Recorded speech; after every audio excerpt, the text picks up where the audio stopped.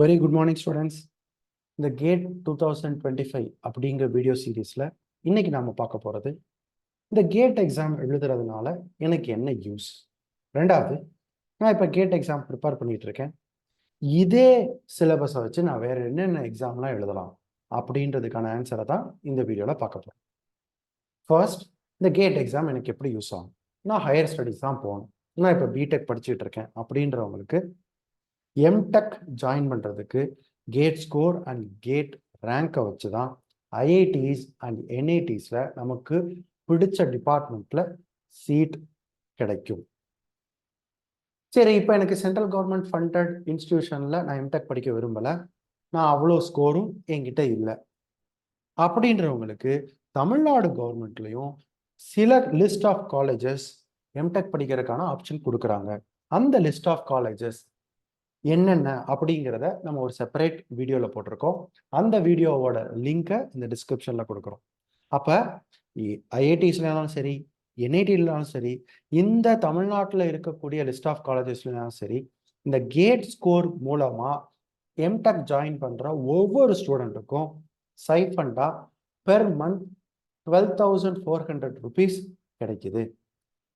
சரி, இப்போ நான் எம்டெக் முடிச்சுட்டேன், நான் பிஹெச்டி ஜாயின் பண்ணணும்னு நினைக்கிறேன். அப்போ இதே மாதிரி தான் நம்ம ஸ்கோர் கார்டும் ரேங்கையும் வச்சு ஐஐடிஸ் அண்ட் என்ஐடிஸில் டைரக்ட் பிஹெச்டிக்கு ஜாயின் பண்ணலாம். இல்லை நிறையா டிஆர்டிஓ, இஸ்ரோ இந்த மாதிரியான ரிசர்ச் ஃபெலோஷிப்பாக ஜாயின் பண்ணுறக்கூடிய இன்ஸ்டிடியூஷனில் ஜாயின் பண்ணலாம். அப்படி ஜாயின் பண்ணக்கூடியவங்களுக்கு ஜூனியர் ரிசர்ச் ஃபெலோஷிப்பாக ஜாயின் பண்ணால் 37,000, சீனியர் ரிசர்ச் ஃபெலோஷிப்பாக ஜாயின் பண்ணுறவங்களுக்கு 42,000 வரைக்கும் சைஃபண்ட் கிடைக்கும். சரி சார், எனக்கு ஹையர் ஸ்டடீஸ் மேலே விருப்பம் இல்லை, நான் டெக்னிக்கல் ஜாப்ஸ்குள்ளே தான் போகணும். என்னென்ன விதமான டெக்னிக்கல் ஜாப்ஸ் இந்த கேட் எக்ஸாம் எழுதுறது மூலமாக என்னால் போக முடியும் அப்படின்னா, டெக்னிக்கல் ஆஃபீஸராக போகலாம், சயின்டிஸ்டாக போகலாம், லெக்சரராக போகலாம், இல்லை பிஎஸ்யூஸில் இன்ஜினியரிங் ட்ரைனிங்காக போகலாம். சார், அப்போ கேட் எக்ஸாமுக்காக ப்ரிப்பேர் பண்ணிக்கிட்டே இருக்கேன். இப்போ கேட் எக்ஸாம் சிலபஸை வச்சு நான் வேற என்னென்ன எக்ஸாம்லாம் எழுதலாம் அப்படிங்கிறதா இப்போ பார்க்குறோம். ஐஏஎஸ்ங்கிற Indian engineering services, ISRO, DRDO, BARC, BHEL, SAIL. சில நேரம் கேட் ஸ்கோரை வச்சு டைரக்ட் ரெக்ரூட்மெண்ட் நடக்கும், இல்லை அந்த சிலபஸை வச்சே இவங்க கொஸ்டின் மேக் பண்ணி செப்பரேட் எக்ஸாமும் நடத்தலாம். எஸ்எஸ்சி அப்படின்னு சொல்கிற ஸ்டாஃப் செலெக்ஷன் கமிஷன், ஆர்ஆர்பின்ற ரயில்வே எக்ஸாம், இந்த மாதிரியான எக்ஸாம்ஸ் எல்லாமே சென்ட்ரல் கவர்மெண்ட்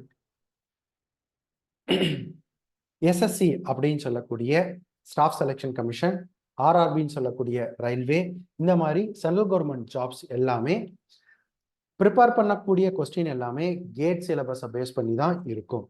இது போக தமிழ்நாடு கவர்மெண்ட்லேயும் Tamil Nadu combined engineering services, teacher recruitment board, Tamil Nadu electricity board, TANCET, greater Chennai corporation, ward board நடத்தக்கூடிய எக்ஸாமும் கேட் சிலபஸை பேஸ் பண்ணி தான் இருக்கும். கேட் சிலபஸை பேஸ் பண்ணினா கேட் பேட்டர்ன் அப்படியே இருக்காது. நம்ம ப்ரிப்பேர் பண்ணக்கூடிய மெட்டீரியல் கேட்டு சிலபஸுக்கு ஏற்ற மாதிரி ப்ரிப்பேர் பண்ணிட்டோம் அப்படின்னா, அந்த ஸ்டாண்டர்டுக்கு நம்ம எக்யூப் பண்ணிட்டோம்னா, இதில் இருக்கக்கூடிய இந்த சென்ட்ரல் கவர்மெண்ட்டாக இருக்கட்டும், தமிழ்நாடு கவர்மெண்ட்டாக இருக்கட்டும், இவங்க இந்த சிலபஸ்ல இருந்து தான் கேட்க போகிறாங்க. ஆனால் இதில் இருக்கிற வே ஆஃப் கொஸ்டின் மட்டும் ஒவ்வொரு எக்ஸாமுக்கும் மாறும். நம்ம அதுக்கேற்ற மாதிரி மேபி ஒரு 1 month 2 month அந்த எக்ஸாம் கால் ஃபார் பண்ணுறதுக்கு முன்னாடி ப்ரிப்பேர் பண்ண ஆரம்பிச்சோம்னா, ஒன்ஸ் கேட்டுக்கு நம்ம வெல் எக்யூப்டாக இருந்தோம்னா எந்த எக்ஸாமையும் ஈஸியாக கிளியர் பண்ண முடியும். So all the best and thank you.